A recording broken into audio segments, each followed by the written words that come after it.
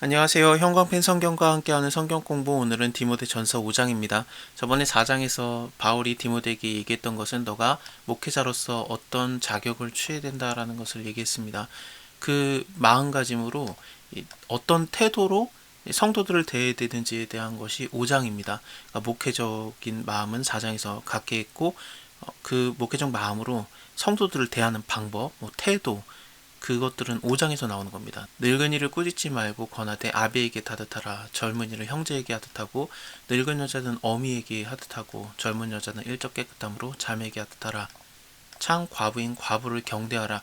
이 경대하라라는 게 공경하다라는 뜻이기도 한데, 헬라어로 보면은 실질적으로 금전적인 도움도 얘기합니다. 그렇기 때문에 이 과부는 정말 경제활동이 불가능했던 그때 당시의 여자, 나이가 많은 여자들을 돕는 거일 수도 있겠는데, 근데 여기 위에 내용과 밑에 내용을 좀 계속 연결해서 보면은 뭐 나이에 올렸지 60이 덜 되지 아니하고 이런 식으로도 얘기가 나오거든요. 나이가 나오는 걸 통해서 볼 때 늙은 과부, 젊은 과부가 나오는 건데, 젊은 과부는 11절에서 젊은 과부는 거절하라. 이게 도대체 뭔가 싶죠? 이게 젊은 과부는 거절하고 늙은 과부는 괜찮냐, 창 과부인가? 이게 그냥 진짜 과부를 얘기하는 것 같지는 않아요. 이것은 교회에서 실질적으로 일을 했던 과부를 얘기합니다. 직분이었어요. 그러니까 장로처럼 여자의 직분은 과부라는, 창 과부라는 직분이 있거든요. 그렇게 생각하면 1절에 나오는 이 늙은이라는 게 헬라어로 장로라는 단어랑 동일해요. 그러면은 이 늙은이, 장로, 여기 밑에서는 여자 장로라고 말할 수 있는, 여자 장로는 아니고 뭐라고 해야 될까? 요즘에는 없어요. 요즘에는 없는데, 교회에서 일하는 그 실질적인 직분을 얘기합니다. 하여튼 이게 과부라는 단어가 있었거든요. 그래서 그를 경대하라, 실질적으로 도움을 줘라. 만일에 어떤 과부에게 자녀나 손자가 있거든 저희로 먼저 자기 집에서 효를 행하여 부모에게 보답하기를 배우게 하라. 이것이 하나님 앞에서 받으실 만한 것이다. 저번에 3장에서도 그랬죠. 감독의 직분에 대한 얘기를 하고, 또 집사의 직분을 얘기할 때 먼저 집을 잘 다스리는 자여야 할 것이다 라고 했어요. 사람이 자기 집을 다스릴 줄 알지 못하면 어찌 하나님의 교회를 돌아보리요. 이런 말씀으로 인해서 5장에서도 먼저 집에서 효를 행하고 부모에게 보답하기를 배우게 하라.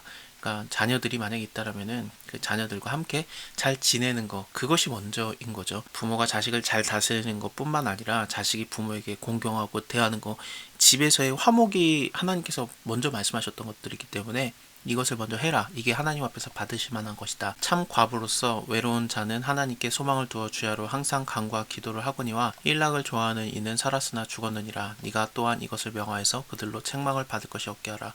누구든지 자기의 친족, 특히 자기의 가족을 돌아보지 아니하면은 믿음을 배반하는 자다. 불신자보다 더 악한 자라. 그래서 가족을 먼저 돌보는 것들이 또 얘기가 나오고 있죠. 과부가, 그러니까 참 과부, 직분자로서 내가 교회를 위해서 일하겠다 그랬는데, 자식들이 있으면은 먼저 효를 받아라. 그게 옳다. 그리고 나서 이제 교회에서 일하는 것도 괜찮다라는 건데, 물론 교회를 위해서 봉사하는 것도 좋죠. 하지만 가정이 먼저예요. 가정 입장에서 만약에 참가부가 교회를 위해서 헌신하기 때문에 자식들이 일종의 우리는 어머니의 할머니의 그런 보살핌을 받고 싶은데, 그러면서 그 결핍이 생겨버리면은 이게 오히려 안 좋은 거예요. 하나님께서 원하시는 게 아니기 때문에 이런 말씀들을 주시는 겁니다.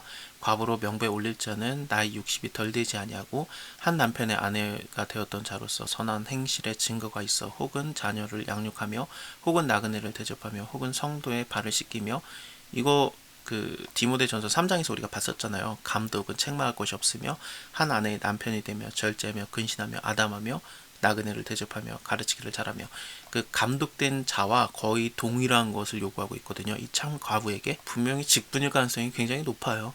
젊은 과부는 거절해라. 그러니까 젊은 자는 안 된다. 이는 정욕으로 그리스도를 배반할 때 시집을 가고자 함이니 처음 믿음을 저버렸으므로 심판을 받느니라. 그러니까 젊은 여자는 결혼하고 싶은 마음 때문에 이 직분을 감당할 수 없다.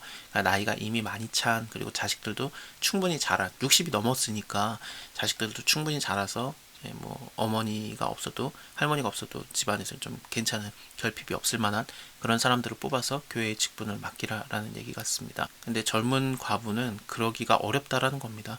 처음 믿음을 저버렸으므로 심판을 받느니라. 또 저희가 게으름에 익혀서 집집이 돌아다니고 게으를 뿐 아니라 망령된 편론을 하며 이를 만들며 마땅히 아니할 말을 하나니 그러므로 젊은이는 시집가서 아이를 낳고 집을 다스리고 대적에게 회방할 기회를 조금도 주지 말기를 원하노라. 이미 사단에게 돌아간 자들도 있도다. 만일에 믿는 여자에게 과부 친척이 있거든 자기가 도와주고 교회로 짐지게 하지 말으라. 이는 참 과부를 도와주게 하려 함이라. 잘 다스리는 장로들을 배나 존경할 자로 알되 말씀과 가르침에 수고하는 이들을 더할 것이라. 성경에 일렀을 때 곡식을 밟아 떠는 소의 입에 망을 씌우지 말라 하였고, 이게 뭐냐면은 그 소가 일만 하라고 일하다가 막 풀 뜯어먹고 그러면은 일을 덜 하니까 아예 입에다 망을 씌우고 일을 시켰다는 거예요. 그러지 말아라. 곡식 밟는 그 소 입에 망 씌우지 말고 먹으면서 하면 또 좋잖아요. 먹고 힘내서 더 열심히 소가 일할 수도 있는 건데, 그것처럼 그 하나님의 일을 하는 사람들에게, 그 가르치는 자들에게 이거 존경할 자로 알고 이것을 더하라 그러는데, 이거는 실질적인 그 비용을 제시하라라는 얘기이기도 합니다. 창 과부도 위에서 공경하라, 그러니까 경대하라, 이게 금전적으로 대가를 지불하라라는 얘기였잖아요. 마찬가지로 여기서도 장로들, 늙은 사람이라고 1절에서 나왔었던 그 사람들에게도 당연히 이런 대가를 지불하는 것이 성경에도 있는 거 아니겠느냐. 일꾼이 그 싹을 받는 것이 마땅하다라는 마태복음의 말씀과 고린도전서의 말씀도 있습니다. 장로들에 대한 송사는 두세 사람의 증인이 없으면 받지 말아라. 범죄한 자들을 모든 사람 앞에서 꾸짖어서 나머지 사람으로 두려워하게 하라.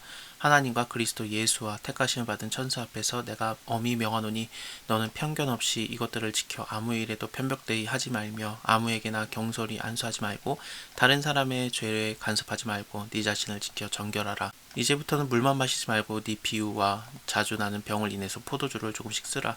그 포도주를 써야 되는 상황이었는데 디모데 같은 경우에 병이 있었던 것 같습니다. 좀 연약한 체질이었고, 근데 사람의 눈치를 많이 봐서 포도주를 안 먹었을 가능성이 있거든요. 근데 바울은 먹는 거 그거 나쁜 거 아니다라는 거 저번에 4장에서 얘기했었죠.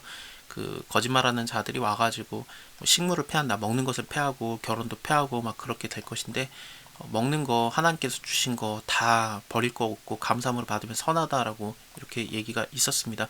그래서 디모데에게도 네가 이거 약으로 쓰는 거니까 조금씩 써라. 병을 인해서 그렇게 쓰는 거 괜찮다라는 얘기를 하고 있어요. 어떤 사람들의 죄는 밝히 드러나 먼저 심판에 나아가고 어떤 사람들의 죄는 그 뒤를 쫓나니 이와 같이 선행도 밝히 드러나고 그렇지 아니한 것도 숨길 수 없느니라.